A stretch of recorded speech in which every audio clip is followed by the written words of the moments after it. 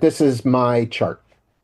And on day two, I went over it a little bit, not so much, but this is what I'm working with. These are the cards I'm dealt. I'm mostly a mutant. So for me, the whole black sheep, technicolor sheep, this has been my experience, um, well, ever since I've been around. And although I have one channel that's tribal, it's the 59-6, which is not really tribally so much. It's making babies. It's the in the lore of it, it's the tribe member who clears the newcomer to because it's like if you think of the mythology of it, it's like I put on the other, like I'm putting on a set of clothing, and I feel into their experience and be able to tell the tribe, yeah, they're going through something, but it's okay. They're having a bad moment. They're going through a thing, but they're not emotionally disturbed. Or the opposite. This person is not someone we want to welcome in. So I'm basically get past the defenses of the other so that I can clear them for the tribe, in that regard. But as you can see, it does not connect to the ego. So I'm not looking for tribal support. I'm not drinking the tribal Kool-Aid. This is not that. And as such, it's been difficult for me to connect to tribes. I get in there because I crave it. I crave that belonging, or I did. And then once I get in, it can become its own type of hell realm. Perhaps you've experienced that. You want to be included, you want to be there, and then it's like stifling. I got to get out of here. So there's that kind of dichotomy, that kind of tug of war that occurs. Um, and really, who am I looking for? Mostly a tribe of individuals, where we can empower each other, but we're not really trying to mutate each other's trip. So there's that.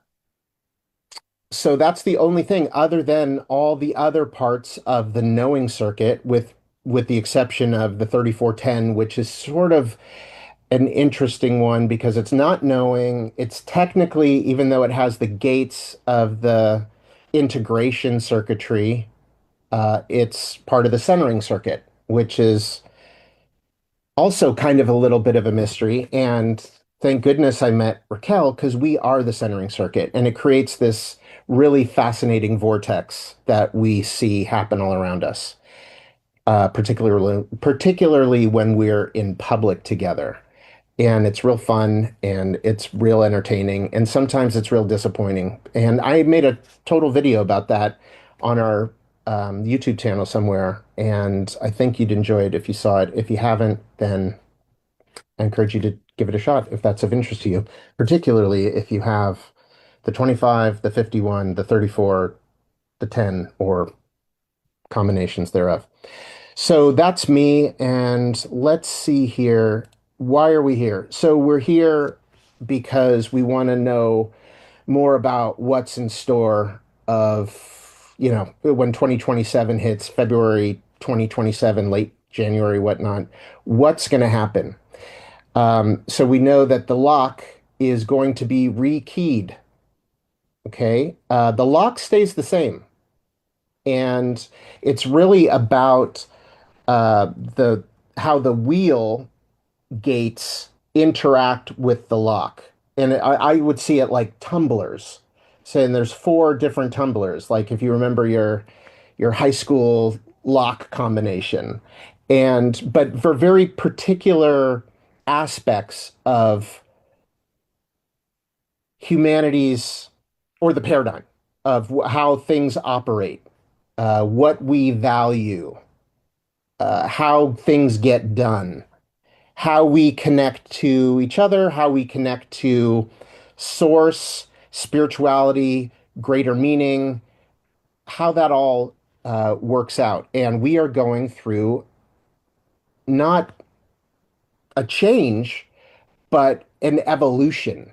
This is not the same as 1 year to the next. This is like a whole nother thing, and we have no embodied, no lived experience of what to expect. And so everything is kind of conjecture until we get there. Everyone freaks out. What is 2012 going to bring? Y2K, whatever it is, there's this thing that's in front of us, and the mind wants to know definitively, correct or not, it wants things defined so that it can stop chewing on it with the old pressure center. So take what I say with a grain of salt. What I'm saying are the generalities of how this world is going to operate. It's based on the Jovian um, description, and I'm a Jovian. Raquel, not so much. And there's this whole, would you call it a schism? I don't know. But John Martin was my teacher. He certified me. And it's not just who certifies you, of course. You could be certified by someone that you don't agree with. But I truly connected with what his message and learning human design as a form of martial art. And I've continued that. I really strongly believe in, chew what's in your mouth first, swallow before you proceed, and really be mindful or mindless, really, of your need to know everything, your need to seek a finish line. Your mind is voracious. And if you know what a hungry ghost is, it's like this voracious appetite with a mouth that's like the size of a pinhole. It can never be satisfied. It thinks it will with more knowledge, but it's not a mind thing. And the trap there is that this is a body thing. Yes, it's a mental system, but it's really to give you the keys to navigating the mental realm by remembering it's a body thing. And so when you're up in your head and you're intellectualizing everything, and you really also have to be aware of your chart. If you have certain areas of your chart are not your playground. And the mind wants to know what the mind wants to know. And the mind will always try to be relevant. And it loves human design. As long as you don't, you know, embody human design, because it spells the mind's irrelevance, its destruction. Your mind is not going to get on board with that. The mind is going to try to make you scared. It's going to question your inner authority. Oh, you don't want to do that? That's weird. Or that's not going to work. And because it's like the mind knows that it's a glove covering a hand, which is also the trap of enlightenment. Now I've gone far afield, so I'm going to bring it back. So the way that I look at the locks and the keys is kind of like, this image here, like it's a bridge toll, or a drawbridge that requires a key to pass over. So if like you imagine a toll used to be paid in whatever currency, like you used to get across this bridge and it required Swiss francs, and now it's going to require US dollars to get you across.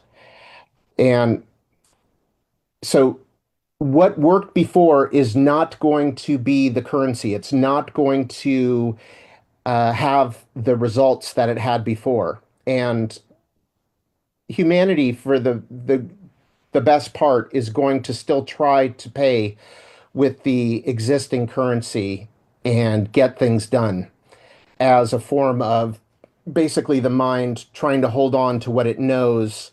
And it's kind of like that book in some ways of, Who Moved My Cheese? It's the same performance, the same routine are not going to give you the same results. And people are going to freak out.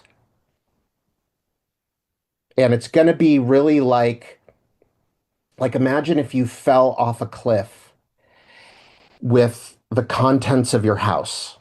Like, okay, and everything is in a state of free fall. And out of a knee-jerk reaction, you see a chair is falling next to you and you grab onto the chair like that's going to do something for you. Oh, at least I can hold on to this chair. Well, the chair is falling too. So everything that we've come to trust, it's not like it's going to disappear overnight. It's going to just become increasingly unreliable, and obviously so. And particularly the people who are in positions of power that people look to as, people proxy their sense making to, the talking heads or the people who have earned our trust, our news sources. They're going to be increasingly inaccurate and they're going to have their own trouble. And then we're going to see everyone sort of banana peeling their shit in front of us because they're going to also be well aware of their own survival. And we're already seeing that. We're already seeing people behave strangely, people we trust, people we love in many cases, um, not rising to the level of integrity that we believed them to be at. So the locks and keys work together to guide the evolution of consciousness, and it really provides the background frequency, things for the planet that you would take for granted. These are the things where it's just the way the world works kind of thing. And everyone sort of has this common denominator understanding of this is the way the world works. And the old key is being replaced by the new key to unlock this new stage of evolution. And again, I can't emphasize enough the fact that we have no precedent for this. So just imagine um, we're moving from this area of tribal social support, collective institutions like government, education, financial markets, institutions, organized religion. We have a shared destiny and we group together. And imagine this has gone on for like a long time where people find security within the group. So the previous emphasis was based on cooperation and planning and collective progress to ensure the survival and the security of the unit, whether that's the family, the group, the congregation, the collective, and where structure, predictability, working together for shared material outcomes, that was all emphasized. External authorities that we gave up our power to for security, for that dictated how we live, how we learn, what we value, uh, what society deems as valuable or meaningful. And this was a time that we sought external validation and external security. I mean, as far back as one can remember. Now we're moving into this new thing. So we had previously, we're expecting other people to save us.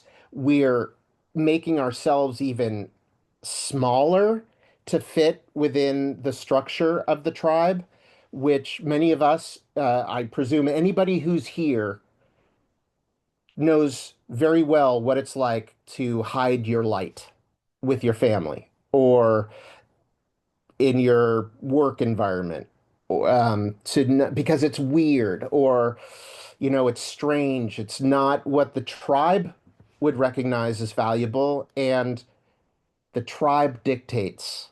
It doesn't like individuals. There's only one individual that the tribe will even tolerate, which is the 2551, which is the only channel, the only life force that can mutate the tribe. And the collective doesn't, you cannot, the collective must embrace you as an individual if it's going to have any effect on the tribe. So the individual is like the weirdo on the corner with the sign, the end is nigh, and everyone's like, okay, weirdo. Or passing out flyers and everyone's like going, you know, throwing it in the trash. Yeah, so we're moving to this new place. And it might seem scary insofar as how it's been described before, like we're now moving to this era of the individual.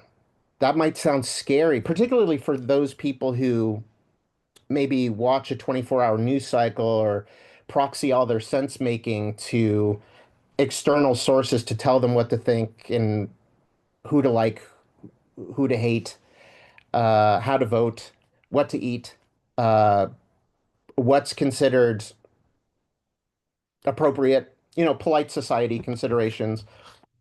So now we're moving um, into this place where personal inner truth is now in the forefront, whereas before it was on the back burner. Emotional awareness, as we have this growing emotional center. Again, I have a video on that.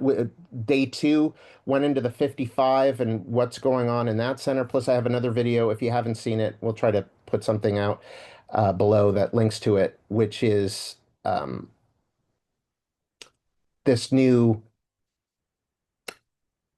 awakening X gene, for lack of a better word, this aspect, this dormant thing that it's not really dormant because we know that the solar plexus has been a nascent awareness center, but now the beta testing is over and now it's a full-fledged awareness center. And my thoughts on what that will look like, I have again some pretty key parts of this, and I feel my own experience, my outer authority of what that's going to continually look like. And it's not going to just be my domain. I'm just getting kind of like a sneak preview of what that is. And we all are to some degree because our bullshit meters are growing and growing. We're trusting less of what we're seeing externally. We're seeing the backroom deals no longer have the curtain covering the back room. So now we're just seeing it. And instead of um, hiding it, it's more like, what are you going to do about it? That's the vibe. What are you going to do about it?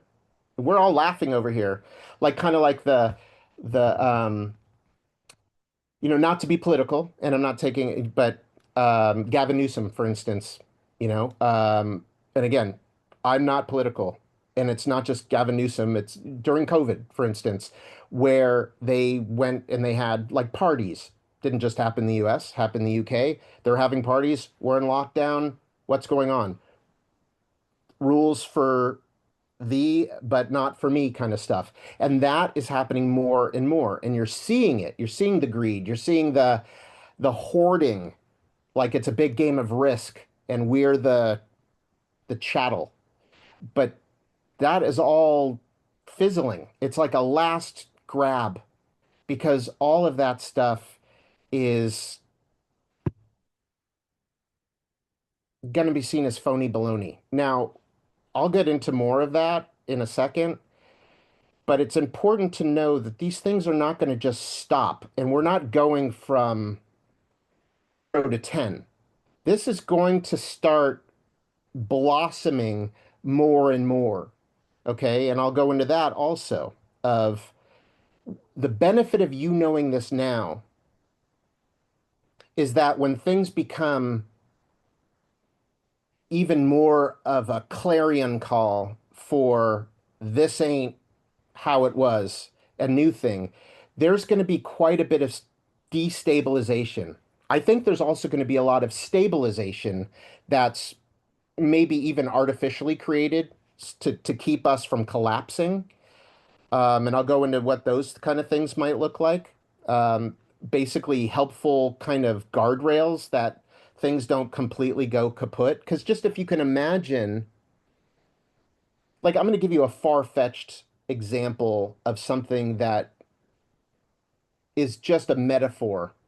Like, let's just imagine you're very religious, okay? You're a fundamentalist. There's no problem with religion. Fundamentalist, though, leaves no room. If I don't believe this, then I will go to X. Um, or it doesn't foster any sort of self-inquiry to have a deeper relationship, personal relationship with a higher being, source, God, fill in the blank.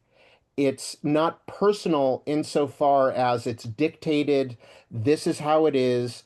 And not just that, but you're going through a middleman. You don't have the right to have a personal relationship. It has to be funneled through like a pope structure or a preacher or a priest or a rabbi or an imam. It's they are the sacred one and you go through them. And that's part of what's going to be changing into maybe more of what has historically been known as like kind of a Gnostic relationship, a personal. You may still very much pray together, congregate, and certainly at first seek solace in that experience. And I'll go into that a little bit also. And I don't know if I'm also going live tomorrow to talk about another aspect of this, and I can't remember where I'm going to talk about it. The slide will tell me. So basically, like the slide says, personal inner truth, emotional awareness, greater emotional clarity, again, through the evolving solar plexus, living authentically, self-sourced meaning and power, living authentically, no longer hiding your light, no longer be feeling the pressure, or the pressure is going to be diminished, or the pressure could still be strong, but it's just not going to have a hook in you like it did before. It's not going to be enough, to make you follow in the family business or be a doctor or a lawyer because Nana and Poppy want you to be that, or they will look down upon you if you decide to be some other form of um, have some other form of career or service, or really what you're meant to do. That conformity requirement, it's going to have less of a thing.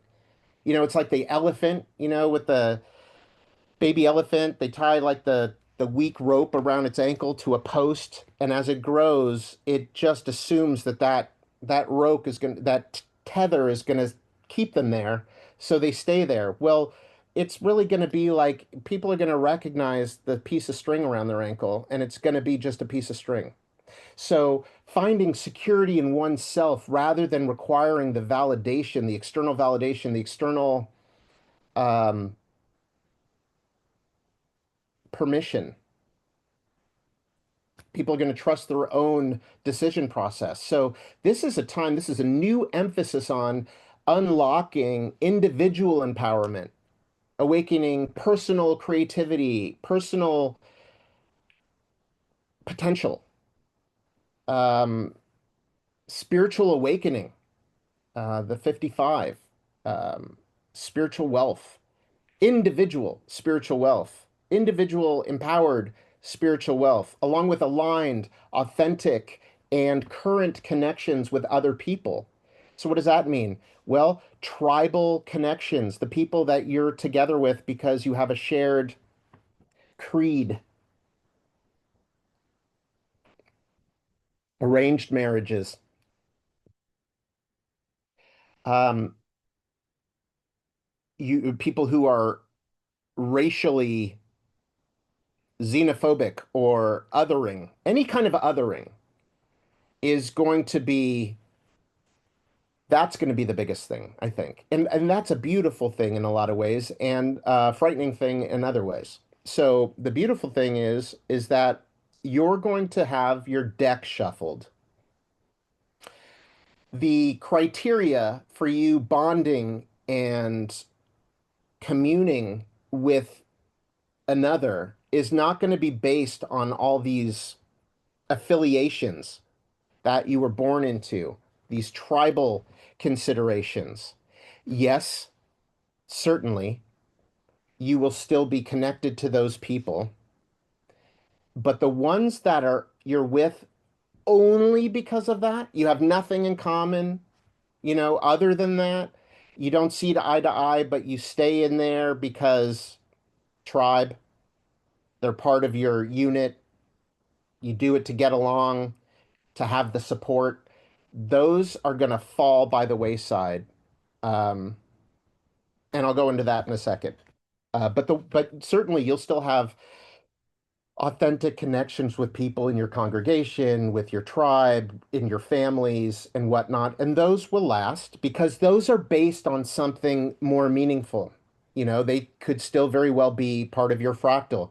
But if they're not, that's not gonna, that glue is, instead of like super glue, it's like Elmer's glue from eighth grade, or something that just so weak.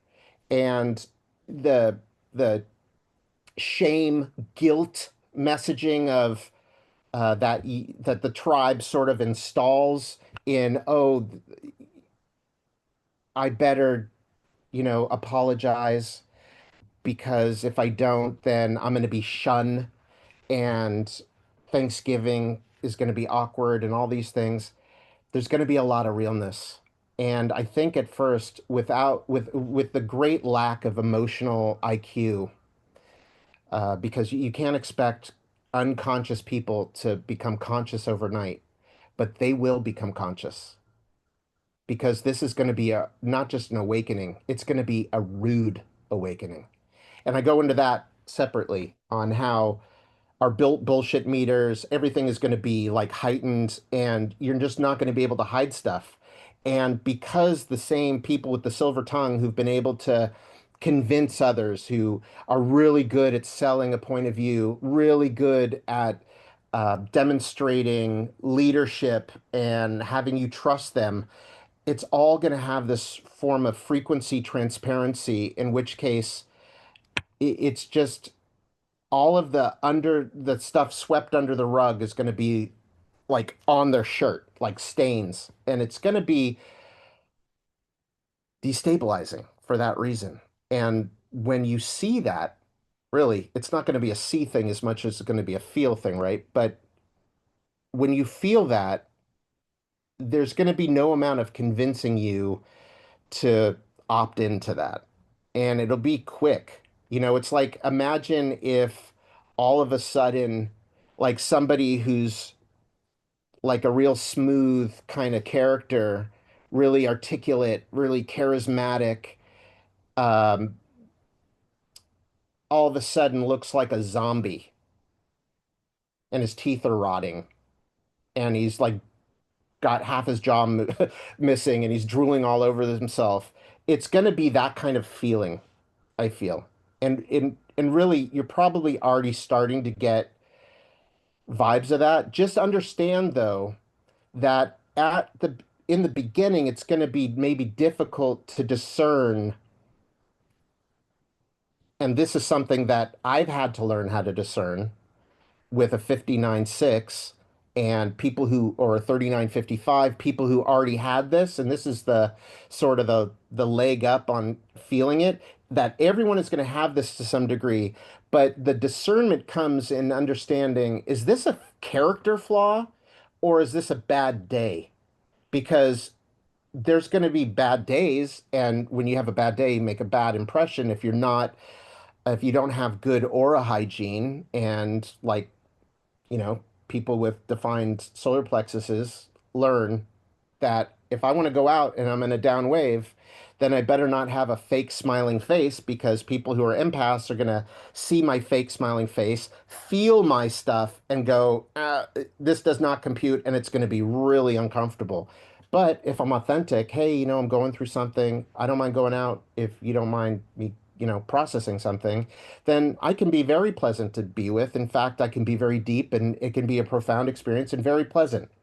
But if I'm not like legit transparent, or at least vulnerable enough to communicate, here's where I am, it's going to have like a frequency that's uncomfortable for everyone. And this is what I think is going to happen, or what I feel is going to happen, is that people are not going to know how they're coming across.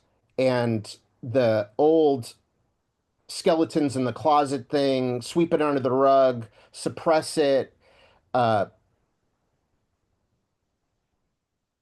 the dark triad type of mental issues of narcissism, of Machiavellianism, of all the isms are going to be more like present and detectable. And because it's an awareness center, you're going to get an awareness of it that doesn't need your mind to translate what that is. And that's how it's been historically. You have a weird feeling about someone, and then the mind says, oh, it's probably da da da. Because then the mind takes over. And also, based on your eyes, you judge a book by its cover, and all the thing that the mind was good for or not good for. It was the middleman for your solar plexus as it's been in this beta phase. And now it's going to be its own thing. It's going to be its own alert system that comes with its own onboard intelligence. And again, this is the one of the things that it's kind of like difficult for me to convey now.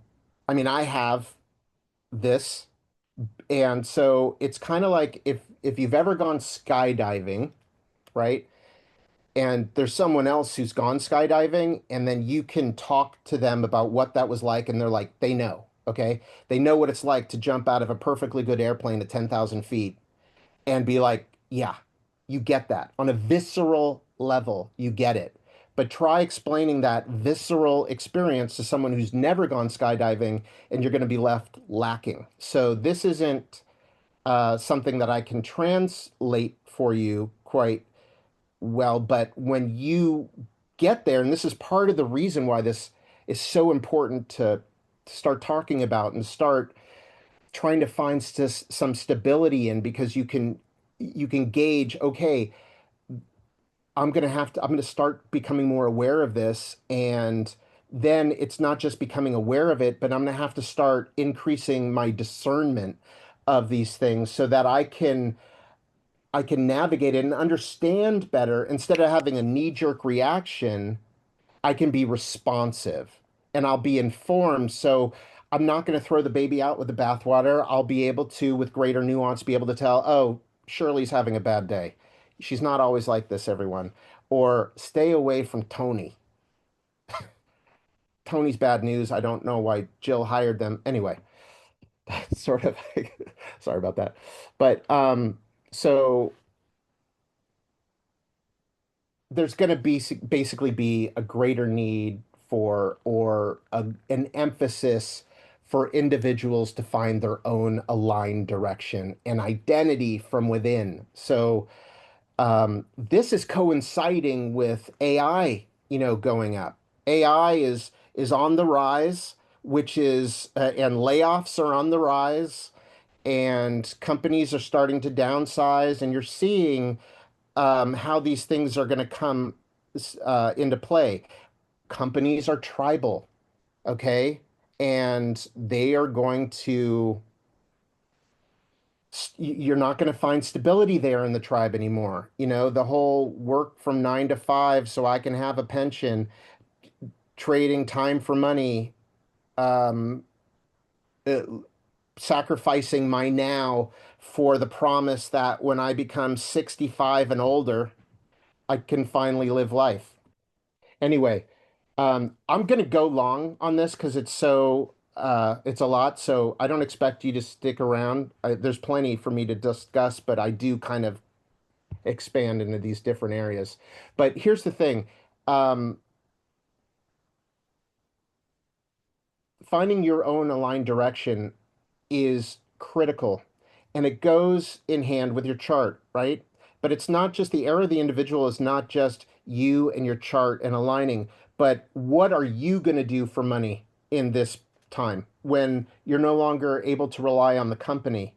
What you're going to do is you're going to dial real deeply into your chart and what you are here to be and what you are here to do. Because as I said before, this is all going to go on the front burner, and you're going to have to invent yourself, reinvent yourself. We don't. I'm sure all of us here have already started considering, who am I? What am I here to be? The bigger and more meaningful life questions, the existential life questions that other people have put on hold. that other people have not been looking at for whatever reason. It's been also very difficult for people who are successful at what they do. They could be in just the worst jobs, but they're great at it. And they've earned a good living doing it, and they have a certain lifestyle that they're accustomed to living. And they're doing soul crushing, soul deadening stuff that they're amazing at. And that's that's not as much of a blessing as you think because it keeps you trapped. Okay, I'd rather do this. And they might start feeling into what they're good at, what their soul is craving.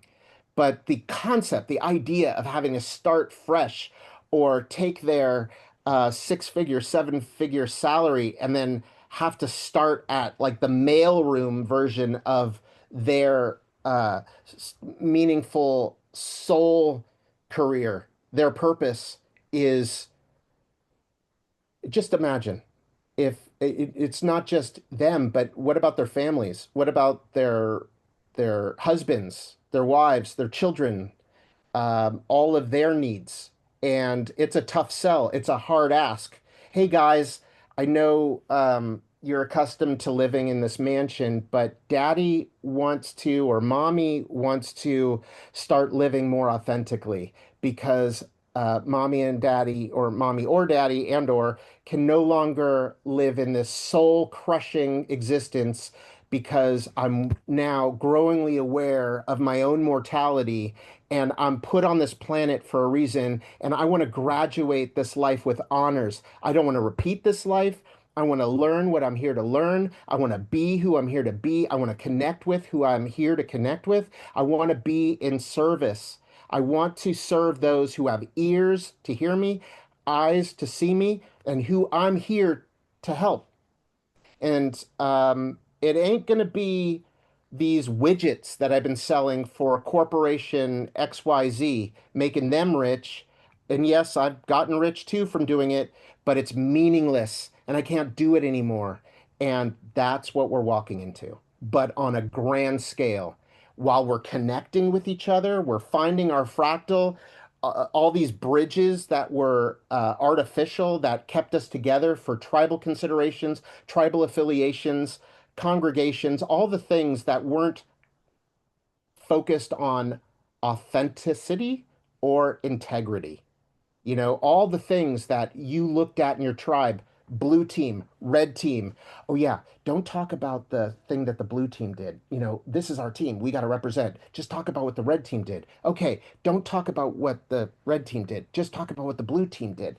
And everyone's sweeping their stuff and basking in reflected glory, which is when you get your sense of self-esteem, your sense of self-worth from some external source, like Raiders fans.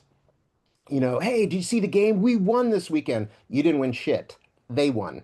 You're attaching your identity to some external thing, and then you're defending it, and you will be easily engaging in narrative warfare and working towards some external agenda that you don't know about, but you're like this dutiful soldier that's gonna like anyway, I'll talk about that more later because there's plenty to talk about. And that's what's coming too. This kind of breakdown of all these structures are happening in real time. And it's making everyone sort of panic and minds are going crazy. This is why this work is so important now, before 2027, because you need to get right with you. As much as you've learned, as far as you've been on your spiritual path, as much as you've acquired in all the things, you've learned this, you've grown this way, you've learned your lesson, you've evolved personally. A lot of that has been intellectual. It hasn't been embodied. It's been interesting cocktail talk and performative self-development. Okay?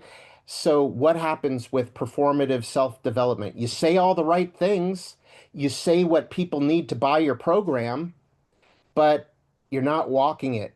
You're an empty box saying things that you're able to convince others of, and they'll buy your thing, But in 2027, you're going to be, everyone's going to be confronted with all of themselves, all of the unhealed trauma, all of the things that got swept under the rug, all the things that you think you know that right now you're being triggered by. I am. Everyone is. All the lessons you thought you already knew, all the truths. Wait, why am I being tested about this again? I thought I learned this. It's God, source, the universe wants you to grow, and it doesn't want you to earn your black belt through a mail order catalog. That's not real growth. So it's going to test you until you know the thing. And instead of feeling victimized by it, like, I'm a good person. Why is this happening to me? Why am I having these struggles? Right now, they are blessings because they are showing you what's not healed, what you thought you got, but didn't embody. And you're starting to feel there's a great difference. And I call this a house of sticks versus a house of bricks, Three Little Pigs style. And the people, many of us, think that we've graduated, that we're living in a house made of bricks, and it's not. Some is straw. And some of the people you're seeing externally, like I described before, the people who are falling apart, people that looked like they were in brick houses, it's collapsing. Like all their stuff is coming out, all the secrets, all the the the obfuscation, all of the guile. Okay, so this is all a blessing to do this work now. And there is an urgency to really look deeper. And we're going to go into more of that tomorrow if you're interested. So, um, energetic resonance is what it's going to be about in all manner. How we connect to people, how we connect to ourselves, what's important to us. So, now we're moving into this new place. This is a shift. It's going to be this profound retuning of humanity's entire energetic foundation, completely changing how we relate to ourselves and to the world, where integrity is key. Authenticity, vulnerability, visibility, self-reliance. Now, not later, not punting that to I'll do this now and then later I'll do it. Um, your mind has kept you from growing because it's uncomfortable. I'm not talking about totally, of course, anyone here has grown. We all grow, even everyone grows. The thing is that um, it's going to be impossible to not grow now, is what I'm saying, because all your shit is going to be on display. And if you want to not be um, broke and homeless and like an outcast, then you're going to work on your stuff because it's going to be part of your presentation. So that's why cleaning up what's inside us, true healing, all the healing modalities, all the different ways of doing shadow work. You know, I don't hear a lot of shadow work being talked about. I hear a lot of light workers, a lot of people who are light workers, but here's the uncomfortable truth. The bigger the light, the bigger the shadow. So all of the light workers behind the scenes are many of them are a mess because they do performance spirituality. They say the right thing. They do spiritual override. Oh, don't talk about that. I don't want to look at that. Or um, I don't want to give any attention to that part of us or part of me. And for some reason, shadow and darkness have become synonymous. Darkness is another thing. That's not shadow. We need to look at shadow as part of our unconscious. It's our body, okay? Our body is going to be our betrayer in a way. If we, it's going to betray what's inside us by putting it out to the surface in service of us so that we can see and other people can see you need to clean up this shit now. Okay? This whole thing, uh, you know, that kind of like no shoes, no no shirt, no service. It's going to be like no inner shadow work, no, no time for you. So now is the time. And it's exciting if you look at it that way, you know. And I want to go into that later too. So that's all very exciting.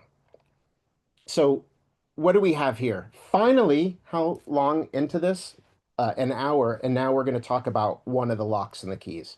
So the current lock of gate 15, I'm not going to all four because obviously we'd be here till tomorrow morning, based on how I talk and segue.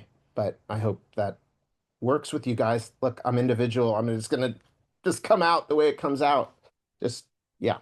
So lock gate 15, that is having to do with the global pattern. Okay. That has to do with the top down, the hierarchy, the tribal considerations, the respect your betters kind of thing. Has to do with conscious competence, has to do with you studying something, going through a hierarchy of acquiring the skills and how we um, value that as a society. We value those who are skilled, who have PhDs, who have certifications, diplomas, qualifications that they've earned, sacrificing the present for the future. I'm going to buckle down. I'm going to study this. At the end, I'm going to get this um, certificate, and then I will be able to charge more money. I will be seen by society as having greater value. Okay.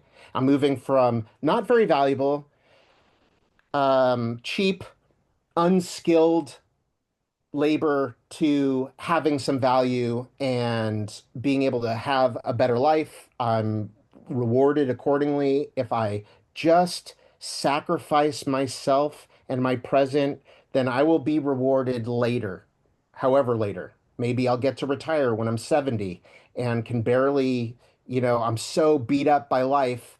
I'm expected now I get to live. I'm 70. I get to live now. Finally, wonderful.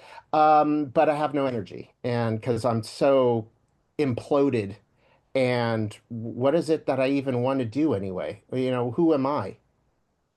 That kind of thing is also going to be a thing that people confront because, you know, when layoffs happen, when AI goes up, when all of our jobs get replaced, not all of them, but get replaced in such a way that you're not going to just be able to do business as usual. Okay. You're going to have even more pressure to do your job because you know that there is something that's infinitely more possibly qualified that will just track you. Okay, Shirley, look, we're not going to lay you off now. We're talking about laying you off. Even if we lay you off, we're going to lay you off maybe in 12 months. And that will give you enough time to find a suitable alternative to what you're doing now. But in the meantime, I'm sure you can understand, we're going to have you shadowed by this AI, Rob. Rob is our new AI HR observer, and he's going to just sit and observe you and be able to learn everything you do, what you're going to prioritize. It's going to know everything about you so that we can hit the ground running with new Shirley 2.0. And unfortunately, at that point, we're going to have to let you go. And unfortunately, there's no more 401k. So those are the kind of things that people are going to probably have to deal with to a great extent. So knowing that now means knowing yourself, learning about what's meaningful to you. What is your purpose? And I'm going to get to that in a second. So let's continue this. Sacrificing the present for the future, studying, refining, honing, making others proud of you, putting their needs first, starting at the bottom, taking your time, riding to the top, starting in the mailroom, going up to the C-level positions, earn their respect, pay your dues, put in your time, um, take one for the team, uh, diplomas, certifications, suffer now, retire later. master apprentice type relationships, which I see also continuing to a certain degree, but we're not talking about lifetime connections. We're talking about you offering something almost like it could be even a service barter to some degree. You know, you need to know something, like a piece to your puzzle, acquiring a tool that you need, and then you move on. They get something because you know, it's not just I have all the answers. I'm the teacher. You're the student. I don't care what you have. Yeah, I'm sure you're great, but I am me, and this is what I'm teaching, and it's one way. Well, no, we're moving into this era where it's very much you have something great to offer that I don't have, and I'll be tasked with trying to figure out how that helps me. We're all going to be looking at these connections differently. It's like the pyramid is flipped upside down, where we're sort of all on this playing field. Yes, some will be further ahead. Okay.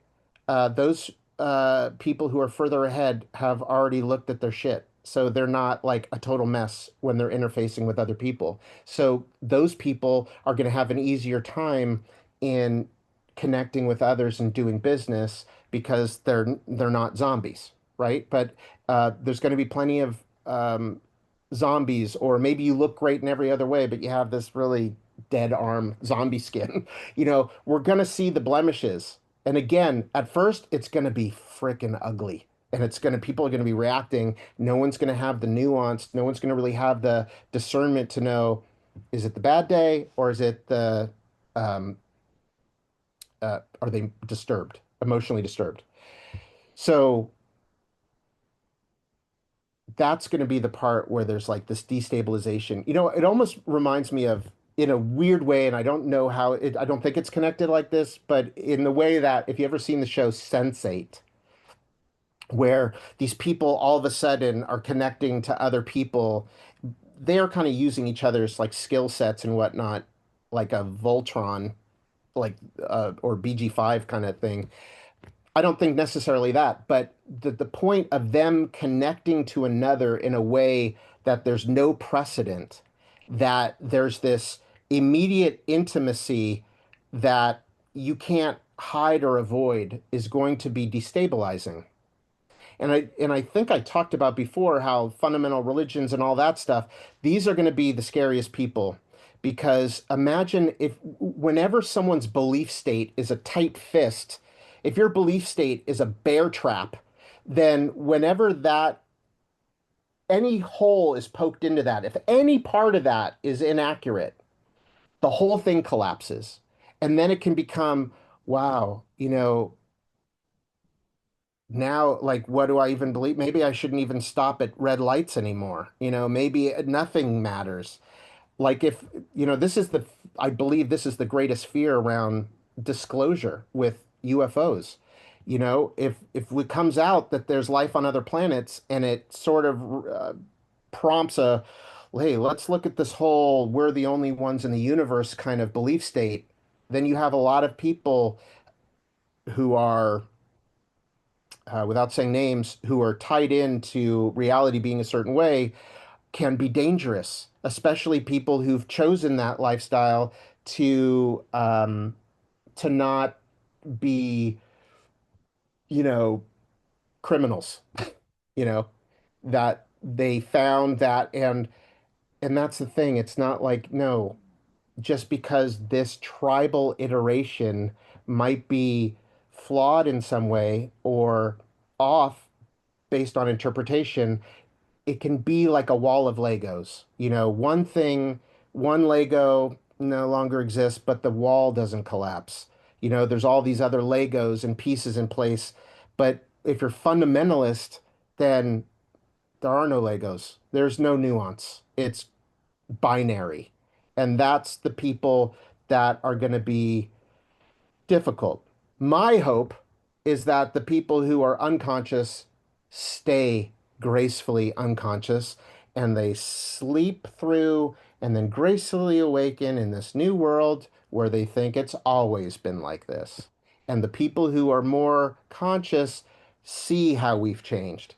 But that's maybe wishful thinking. Anyway, so The way it was before in this reality, now and before, but leaving the whole win-lose scenario, the whole zero sum, the competition, the slow and steady wins the race, the let's develop mastery over time and sacrifice our present for some promised future that may not happen. That's no magnet anymore. That magnet has lost its magnetism, and it's gonna be a tough sell, if it even is even a proposition, because there's so much of replacement going on that I think we're gonna need a universal basic income, or something like that, like Yang proposed, as we kind of retool humanity and like, just imagine all the factory workers, just imagine anything specialized that your job required you to just be totally doing this. And that could be anything from working in a factory to being in the medical field, of having something that this is what you know, you specialized in it, or you're a consultant of this. And then it's like, yeah, we don't need that anymore. What else do you want to do? And you're like, oh, but I've been doing this for 50 years. I went to school for this. I gave up everything to be this. I don't know who I am. I don't know what to do. Now you're retired. Now you have all the time, and now we're going to give you money to stay home. Like the universal basic income is basically going to be like, everyone loses their job that can be replaced by a artificially intelligent. That name I think is also going to go out. I think that's going to be derogatory at some point. But you're going to need to reinvent yourself. And what are you going to do? You're going to do what you came to do. What no one else can be is you. So there ain't no, that's job security. Okay. That's the new job security, is what do you bring to the table? And that's what we're moving into. Okay.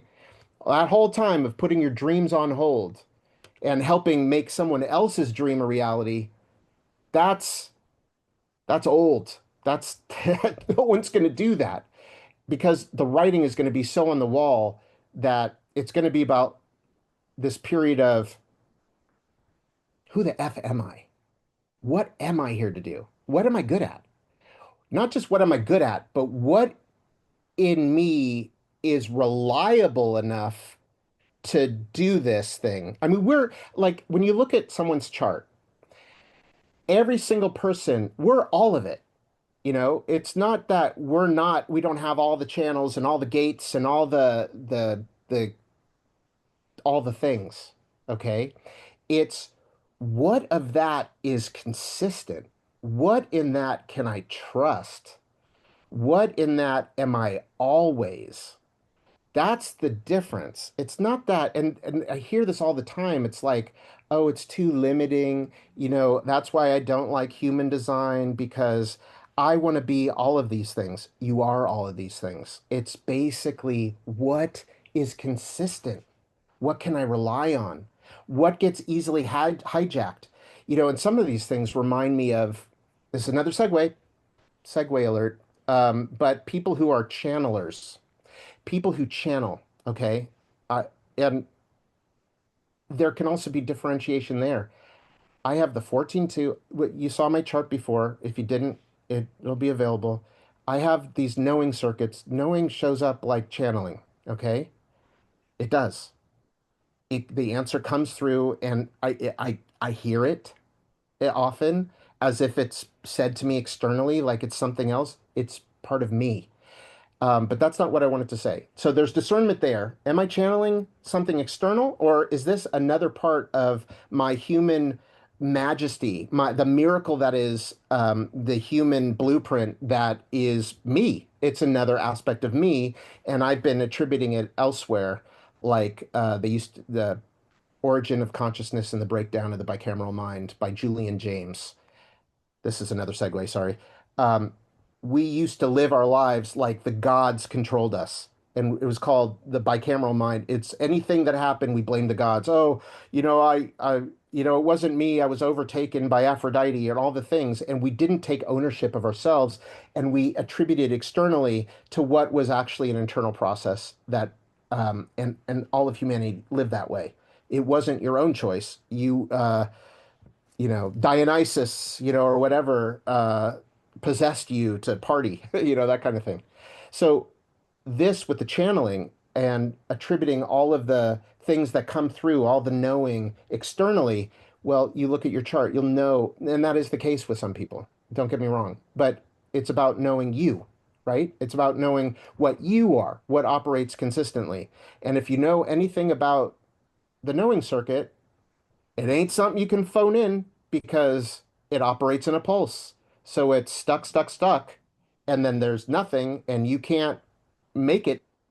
And then all of a sudden, it's like a giant leap forward, but you don't control that timing. You can be stuck for a long time. So I think about people who are, I don't know, Bashar's situation and plenty of other reputable people who also don't know if it's them or if it's something external. And it's basically doesn't matter if the intel is accurate. I don't know. That's a different kind of validation. But what I'm trying to get at is imagine the integrity of, or even Abraham, or where people are paying to show up to your events. And what if, no one, Abraham is took a cruise to the Bahamas. There's no one there, but people are expecting you to deliver, right? I'm not saying this has ever happened. All props to Abraham and Esther Hicks and such. But what I'm saying is this is a real issue, not for them, but for anyone who channels and is known as a channel and thinks that they can control when that information is coming is going to be in a pinch. And so, what's really good about knowing your chart, right, is that you're going to know what you are, and you're going to also know how this works. What's your protocol? Where do you get in your own way? Am I over delivering? All of the integrity parts are now going to also be seen. So false promises are going to be felt, you know, uh, obfuscating the truth, hiding behind a screen, all that stuff ain't going to work. So it's going to not just require us to know ourselves and how we operate, but also what's our offering? How do I know if what I'm offering to you, I want you to work with me, okay? Because one, I want to serve, but I also want to eat and I want my bills paid and I want to save up to go to Iceland. And I have all these reasons why I want to get your business. And I'm only going to maybe communicate one of those, or maybe a handful, or maybe I don't even know all of those reasons. So and I want you to just do that. But I also don't know if really my solution is what's best for you. Maybe I happen to know that I didn't really I'm really good at this, but this I'm not great about, but this is what you want and I might not have your business if I don't like kind of say I know more about this than I do when I know that this person who you're also considering does know about it better and they're actually better at it. All of this stuff is going to be more and more clear up front. All the stuff you hide before, we're the best and I'm going to sell you this finish line. You're going to have a better not only a better way of detecting that, but if I develop a reputation of being this false kind of guy and I'm going to try to be everything for you that I'm not, then I'm going to lose that exchange because there's going to be, it's going to be obvious now. We're moving into this thing with this awareness center. Your bullshit detectors are going to be online. They're not going to be like, level 10. They're not going to come out as fully formed superpowers, but you're going to start working with this new energy and you're starting to build nuance. Like I said, what's a bad day? What's a neurological, whatever, disorder? What is like stay the F away, what isn't? So I just said what we're leaving.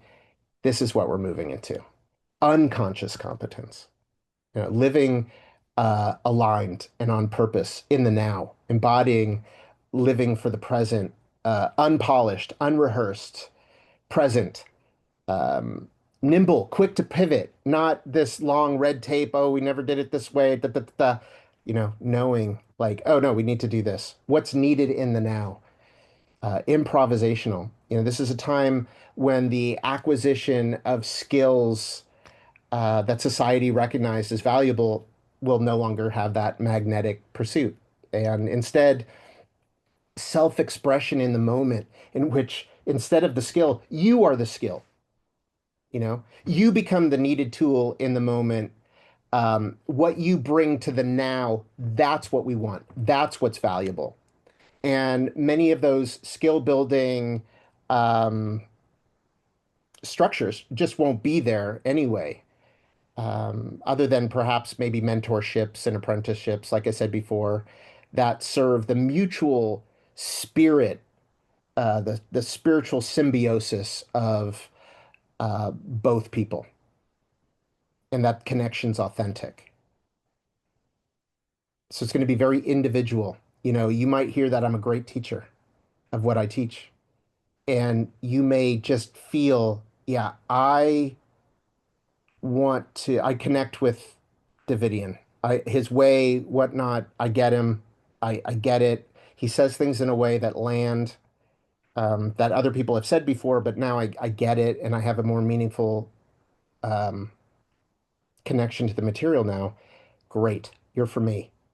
Other people, what the F is this guy even talking about? He's lost me from the get-go. I don't get it. He is all over the place. This doesn't work for me. Um, and I ain't gonna fight for that. I encourage you to pay attention to who has something for you. And again, because it's not tribal, this ain't a lifelong commitment. If I work with him, then that's it. Nobody else. And I have to stay with him from first grade to graduating high school. No, you stay with me until you no longer have ears for me, or what I'm offering you is no longer of value, and you pivot. And there's no story. It's not because everyone's going to be like that. It's not just, I feel bad. You leave, someone else comes in. It's authentic. That's what we're working with. We're working with authenticity. We're not trying to hoard and hold on to and make ourselves pretzel into something that's more appealing so I don't lose business and I now have to pretend I know more than I do and you leave sort of empty-handed and no, you're self-guided and you're feeling that more. You'll know if I have something for you. You'll know if I can take you to step from A to B or to your next highest rung. Anybody selling you a finish line, I'm not. I'm not gonna. No way. I don't know. That's a lot of responsibility. I don't even know you that well to know if you're even gonna follow my advice. That's another thing. So you're gonna have to know yourself well and how you connect. Maybe you're a projector and you don't want to do something that's gonna require you to work 14 hours. But maybe you're a manifesting generator and you don't like the downtime and you want to keep busy and you want to make progress or whatever it is. Some things you can't make progress in like that, some things you can. But I'm saying that there's a lot of nuance that's going to be involved in you choosing who your next helper will be. Teacher, not guru.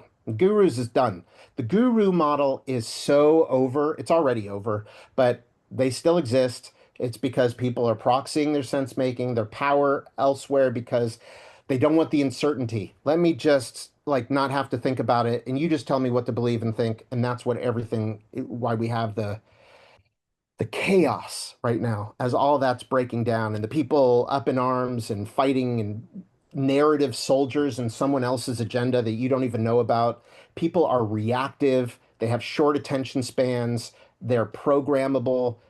We want to get away from that into something that's more responsive, less reactive.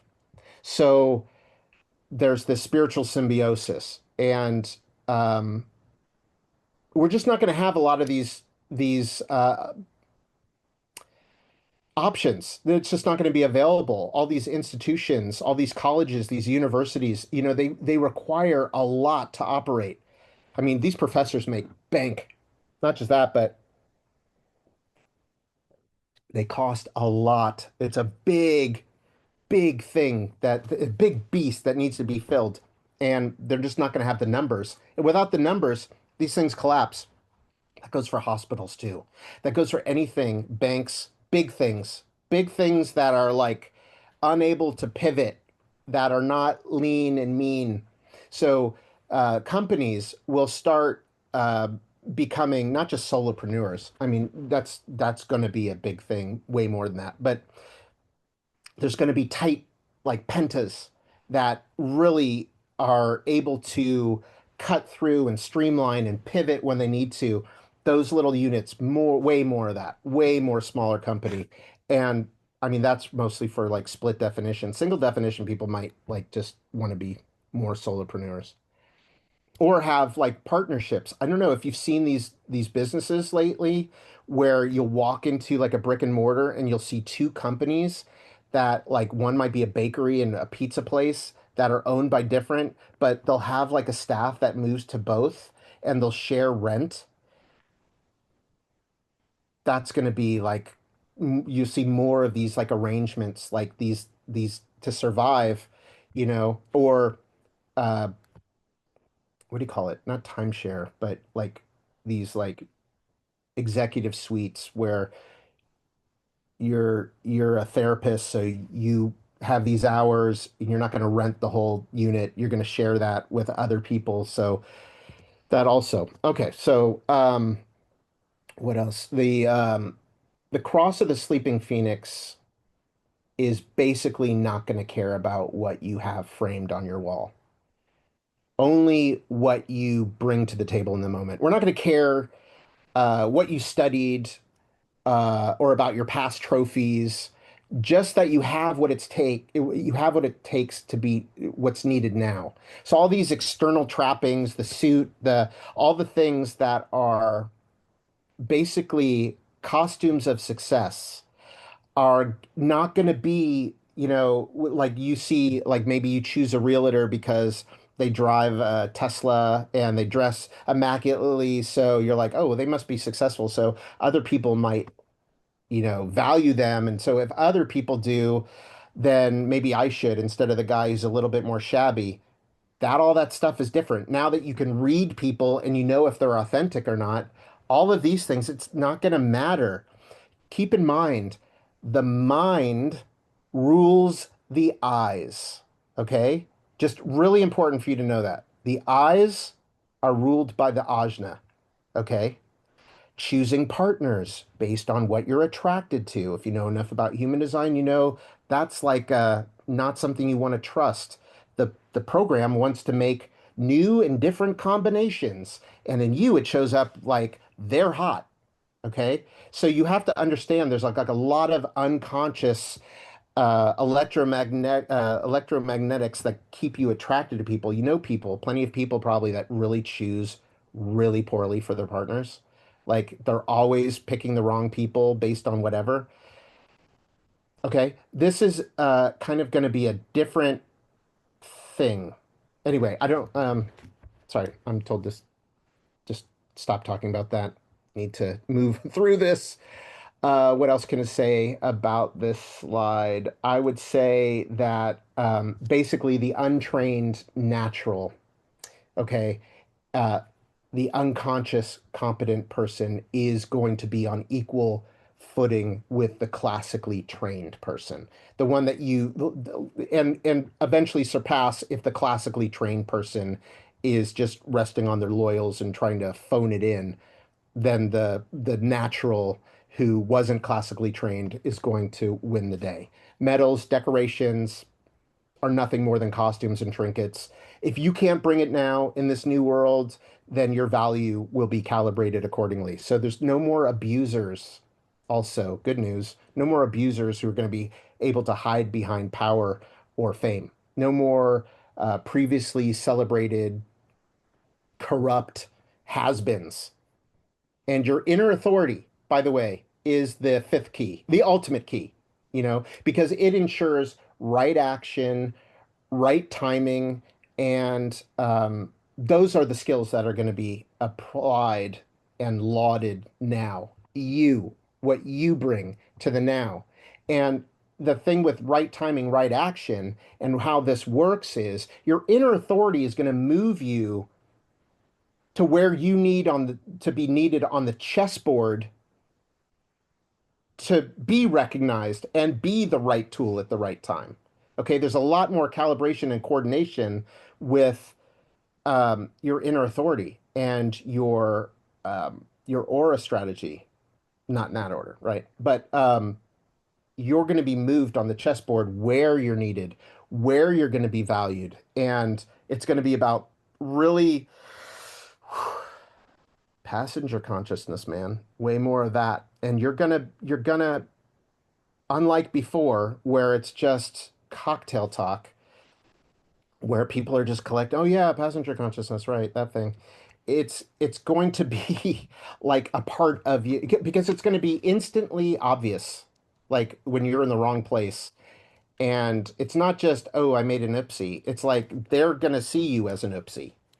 It's not like you're going to get too far. So you're going to be incentivized, or spanked when you don't follow your particular protocol way harder than you were now, where you got away with a lot, including your unhealed traumas and your performative spirituality and your performative self-development and all the people who are disembodied eggheads masquerading as Jedi. That whole thing, that last statement wasn't mine, but yeah, I love it. That whole thing is just over and done with. Um, right? Yay! Unless we're that, and then fuck, pardon me. Um, what else? Yeah, so I wonder though, because Ra also said that we are moving from the right, I mean, moving from the left to the right, right? So, correct? So the left we're talking about variable now. The left angled person was more strategic. This is more of the paradigm of the past of I'm gonna do this because then I'll get this. It's way more of a negotiation and it has an agenda. It's strategic, right? In the word, we understand the word to be strategy. If I do this, then this will happen. I have to wrap it up. Okay. So, but this is where I think that the right is going to, when you start Hoover vacuuming up things, you might think, well, what can I offer? You might be someone who doesn't, it wasn't, had a lot of training, didn't have a lot of, um, schooling. What's my offer? What am I going to be? What's my purpose? I wasn't really trained. How am I going to be the right tool at the right time? Well, that's the thing. I mean, with the right, and you don't even know what you are. You don't even know what you have access to. It's going to be more like you're going to be maybe not able to, like me, I have a totally empty head. So I don't even have access to my own information. I feel like an empty-headed idiot who knows nothing unless I'm interfacing with someone else. And then I'm a database and this stuff gets pulled out of me. And that's really what the right is in a lot of ways. Especially if you have gate 48, you're a well. I mean, it just comes up and you will surprise yourself by what you know. And what you know will be based on who you're with. So if I'm with idiots, they're going to pull idiotic shit from me. If I'm with PhDs, I'm going to have more to offer them. And it will be more, rewarding for me because if I get idiot shit pulled out of me, I'm just going to think I'm an idiot. So the more people who have different things, it's great for me because, oh, wow, I didn't know I knew that. And we're all going to be like that in a lot of ways with this movement to the right. Okay. So let's move on. Where am I? Sorry, these slides are not totally obvious. So I don't know if you can see this slide all the way. Basically, as we cross this threshold, we're going to be in the midst of the destruction of the old and the birth of the new. This is not going to be an overnight, immediate manifestation, but jobs will be replaced. And universal basic income, financial stability while adapting to a changing workforce will be necessary. If you remember Wall-E, I don't know if you remember Wall-E, where you had all these people that were pushed around by AI. They had no jobs. All the jobs were done by AI and robots, if that's the appropriate term. Again, that probably is going to go away. But everyone was just like tourists. And so I think that's a good metaphor of not that we're going to be just these like children who are catered to in every way, but more that we're going to be in this world where we have to figure out what we want to offer. Like if we're paid to live, and we want to contribute, and we want to do something meaningful, we're going to have to learn who we are and what it is that people want from us. So this is not what it's going to look like. It's not going to be, this corporate structure, people toiling away, overwork, you know, um, the needs of the self are no longer going to take a back seat. So a lot of that is going to just be because no one will trust that the company is even going to survive or that they're even going to, support you. That tribal structure of we got your back or, waiting for retirement or the pension, people are going to see these major collapses and layoffs happening all over the place. And the promised future security that requires trust in external structures versus becoming more self-reliant and having your own back doing what you were designed to do. And that will just be simply impossible to ignore. There won't be any payoff. You're just not going to be sold on that concept anymore. People are just not going to trust that there will be a pension. And there's going to be a lot of F this, and a lot of seeing people scrambling, greed at the top of these food chains on full display because they'll be in major panic mode. This guy right here is going to be shitting bricks, and no amount of pacifying to you that, hey, come on, we'll take care of you. People are going to be majorly confronting their sunken cost fallacy. You know what I mean? The sunken cost that I've already committed 40 years of my life to this company. If I leave, then I lose all of that. Uh, look up what the sunken cost fallacy. It's like, no, you pull out. Yeah, it's painful. You lost a lot of time putting your money and betting on the wrong horse. And it might not have been the wrong horse until 2027, but now this horse sucks. All right, so here are the dominant themes that we're going to be now working on, right? Practicing presence.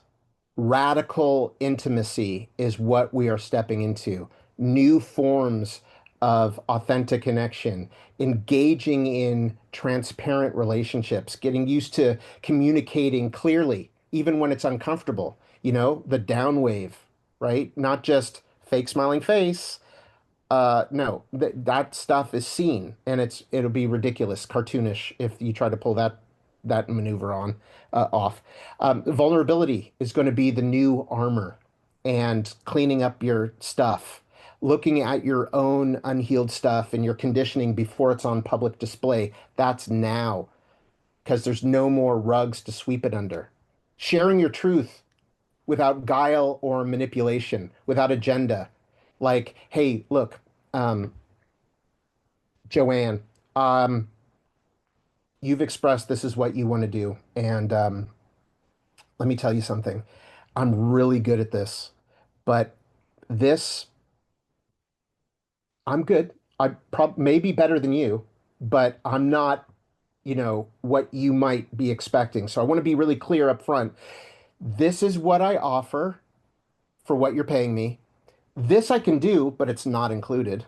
This is an a la carte thing, which I can do, and I'm good at it, but it's not included in this. And this, I can't do it. I'm not good at it. I don't want to do it. Maybe I can recommend someone, but I don't offer it. And you're being upfront about what your strengths are in this negotiation. Because it's not just your reputation, it's your frequency. You're not going to get away with it. We're talking about an awareness center. This is my thought. So, um, also, you're present with your own authentic truth. There's no more hiding your light, no more staying small to make others comfy. You're just not going to have that draw. Um, so, the dominant themes. And focus will be on radical individuality, self-sovereignty, guidance and support within rather than externally, cultivating your inner compass, right? Rather than following what society or others say you should do, practicing making decisions based on what feels right to you. Um, Now, I say that what feels right insofar as the feeling frequency you're getting, the sense feeling you're getting from someone else, is that become your inner authority? No, right? But that is another, just like your mind is not your inner authority, but you get something from it, or your spleen may not be your inner authority, but it can still protect you from danger, right? It might not be the ultimate authority, but it can still inform who this person is I'm standing in front of.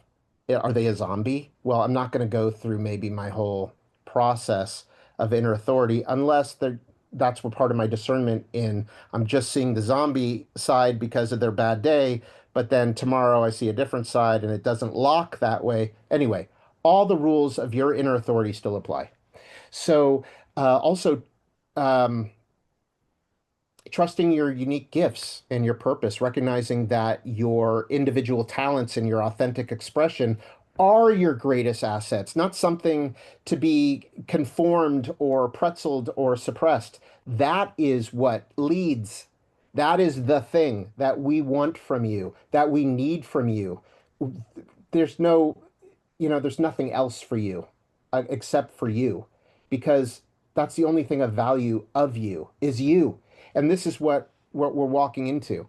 So we need to decouple, or we will be forced to decouple from validation, external approval, and stop outsourcing your sense of worth to others. Stop proxying your sense making to others and begin to cultivate your own confidence from within. So the dominant themes again, reclaiming your personal power, your life force, trusting your own timing, away from tribal bargains, no longer obligated to give your power or time away for the sake of material demands, building capacity to say no and focus your energy on what truly aligns for you, developing self-sourced power.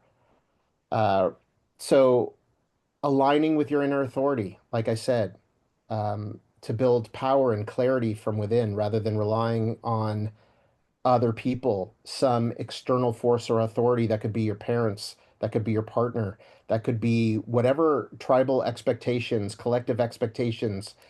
What? You're going to stop becoming a doctor, a surgeon, and start um, becoming a feng shui consultant?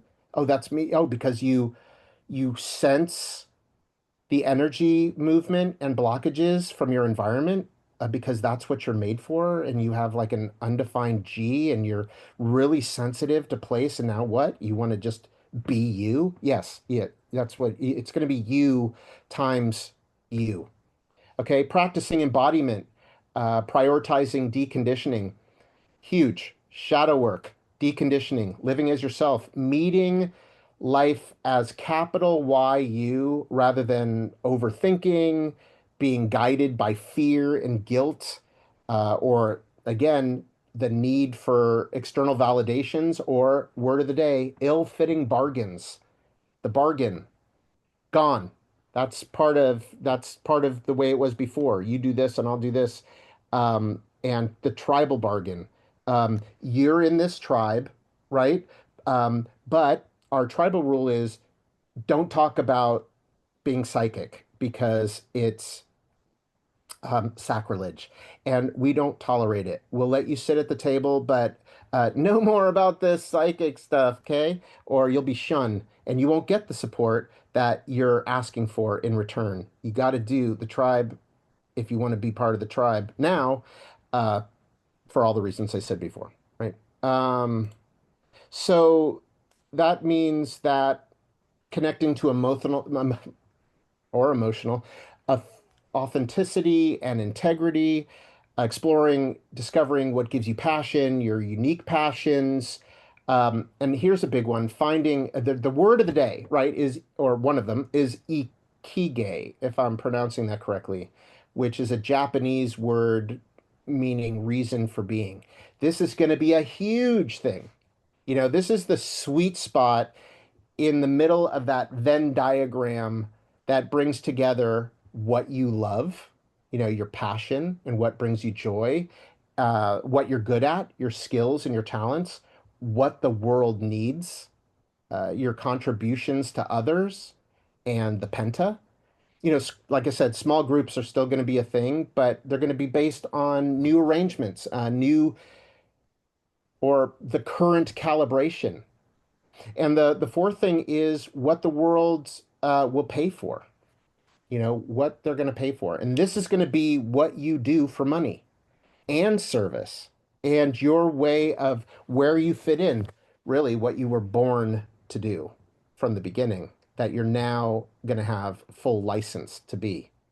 And this is going to be the thing that's going to bring you resources like money to sustain you, and also what brings deep meaning to your life, which is going to be the only thing you can hear. And you just won't like tolerate everything else will just be uh, awful. So here's the deal.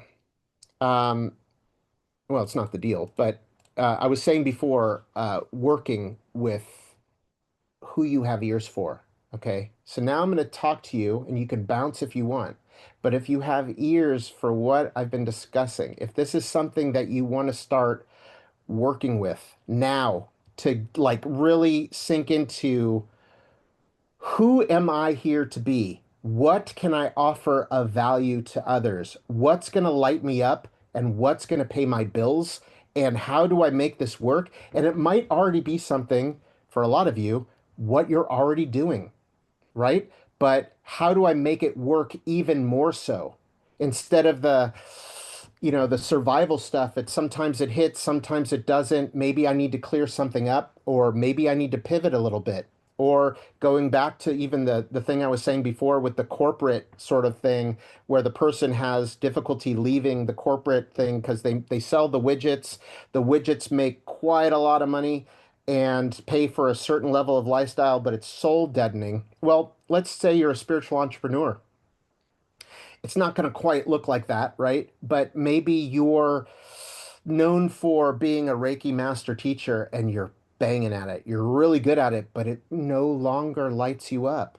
Or you're known as a coach for this particular thing that you're recognized for, but it no longer lights you up. And you want to pivot, but all your clients want this because that's what they're coming for you for.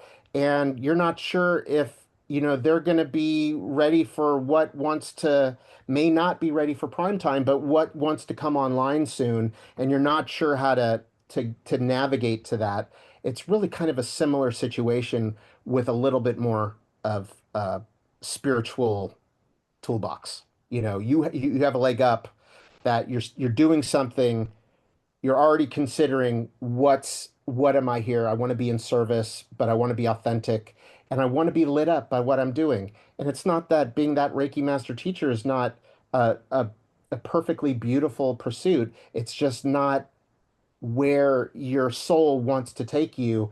And so you're wanting, how do I more gracefully transition into this other thing? And what we're going over in our program, which is really a four-phase, 4-month pilot program, it's going to be working with the claircognizance and the clairsentience that is part of what is developing as we step forward into 2027, along with a deeper dive and exploration of human design in that component, but also with your archetypal branding. How do I put all these things together with AI, which I'll be going into tomorrow? And so be prepared for another 11-hour conversation like this one was. But this is where, but this is going to be highly personalized, high touch. This is going to be a smaller group. And I know there's a lot of fear with AI. I want to go over that with you tomorrow. I hope you'll be here because it's just like, what is AI and everything? It's going to take over and we're going to be all turned into paper clips and all that. all the things. So I want to go over that with you, and I want to present to you a different, nuanced approach of what's to come, and or I want to give you a perspective to consider, and you know, from my outer authority, for you to gauge your inner authority and know, does that resonate? How do you feel about that? And is that something you can work with? Because AI is going to be a big part of what we're, a big, equal partner in what we're bringing forth. And it's super exciting, but it may not be what you think based on what you heard. So I want to go over that with you tomorrow. But basically, the intention is to establish your rhythm in these areas before 2027 and begin to benefit from like having somewhat of a running start, synchronizing these various tools and awarenesses now, and doing using some of our other tools, which allow you to do also shadow work and clean up your shit in a good way, and also dial into your unique offering, your ikigai, and start hammering not just what lights you up, but who are you here to serve? And if you are that Reiki master teacher or that spiritual entrepreneur that wants to pivot, um, part of the fear is, does your current client, your current mailing list, your current clients, do they want that? And it may not be them that you're here to serve any longer. So just like the tribes that we've been in, same goes for the tribes we've created. Okay. Those also are going to start moving and shifting. And you probably have already seen some of your current clients, the clients that have been with you for a long time, are starting to now um, migrate, and new people who haven't been into your work before are starting to come in, and they don't fit the same demographic, the same psychographic.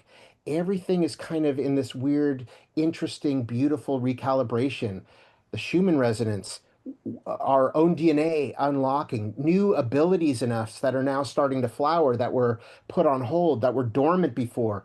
New aspects of us are coming online, new levels of service, that were dampened and shoved down by all the pretzeling that we've had to do. Now, those confines now are out and about, but we don't want to freak out. We don't want to be like all holds barred and freak out with the masses. We want to have some stability as we move into this new time, because we're here to be a beacon for others, and we're here to help anchor in the new energy. But in order to do that, we have to clean up our act, and we have to re-examine. Um, it's kind of like reminds me of the circle of light theory. If you ever heard this in like sophomore high school biology, and it was probably the only thing I took with me, and I love it. So the circle of light, if you draw a circle, right, everything inside the circle is what you know, you know. We know that whatever, you can fill in the blanks. Everything you know that you know. The thing that makes the circle, the line, is what we know that we don't know. The cure for cancer, or maybe we do know that, but I mean, as the masses. So we know what questions in science, this is like what they're trying to test and theorize. Everything outside the circle is what we don't know. We don't know. And that circle also applies to us. Okay. And what's happening is, as 2027 comes, that circle is going to grow. And we might be very surprised by what is no longer dormant, what unique powers are starting to show themselves. And probably now you're getting glimpses of new abilities that are starting to come online. Nothing necessarily you can control. I'm sure there's other things you can control. Don't ever phone it in. That ain't going to work for you. So be honest about what you truly know. And that's another thing about human design. Pardon me, segue. But with your chart, you can see what you're psychic with, right? But if you have a dormant gate in that center, don't hit the ground running with your intel, because there's a little bit of you in there. It's a distortion. There could be a lot in there that's valid, but you're Mrs. Dashing your own energy and saying, this is you. Bullshit. And if it's totally open, like my totally open head, well, I mean, that of course is the most destabilizing. So first it's like, how do I know what's yours and what's not if I don't know my chart? But that's at least a cleaner read, but it's more destabilizing because uh, it's different for every single person I'm in front of, so I can't get a hang of it necessarily. Sorry, I'm getting the. If this were the Oscars, I would have been played off the stage. The music would have been deafening. So I just want to end here, okay? And if you're still with me, bless your heart. I'm gonna make I'm gonna go talk about this right now. Thanks. I'm getting that. If there was a cane, I'm like, if you see me doing this, it's because the cane is like coming out, and I'm like, trying to dodge the cane. So here's the thing. If you are interested, if you have any resonance to what I'm talking about, if this is something that, you know, feels like it's for you, it feels good. Well, sorry, that was a little bit presumptive. Anyway, uh, we're not all emotional, okay? Use your own inner authority. If this feels like something that resonates and it locks for you, then I want to make this offer to you. Please go check out our codex. It's at this link here, and I hope you can see this. And I apologize it's not clickable, but in the description of where this ends up getting posted, hopefully in the chat, if so, if not, take a screen grab, just write it down. It's free, but um, this is our first little AI tool just to give you a little sampling. So when you get your report, so you'll fill out a form answering particular questions, and then you'll get pretty immediately a response that'll give you some good information for you. And if you want to do our program, there'll be a link for our Calendly in there where we can do, fill in the blank clarity call. It'll be basically an opportunity for myself or Raquel to get on the phone with you and see if we're a good fit for each other. If this is something that is going to be a good fit. But only please do that if you feel really a pull. I don't want to convince you. If you're not always already feeling something like, maybe there's something there. I kind of like this guy. If you're the guy like this guy's all over the place, I don't want to, I'm confused. There might be a little of that, but I'm gonna be hands-on. We both are. This is like our baby, and we're really excited about it. We've created some. This is like the thing. Like we're known for this, and now we're starting to pivot. And it does borrow. There is still human design. We're not ditching human design, and we're spiritualized human design, so we still have the spiritualized component. But now we're starting to weave in this new AI piece, right? And again, please come tomorrow if you want to do this tonight, check out the report, but definitely come tomorrow. I'll have more for you, mostly in the AI direction to give you a little bit more intel about what that looks like. So, thank you very much for your time and energy. I hope that this was appealing to you and gave you something to chew on. And I'm grateful for your presence. And I hope to connect you I hope to connect to you, and I hope to connect with you further. So take care and good journey.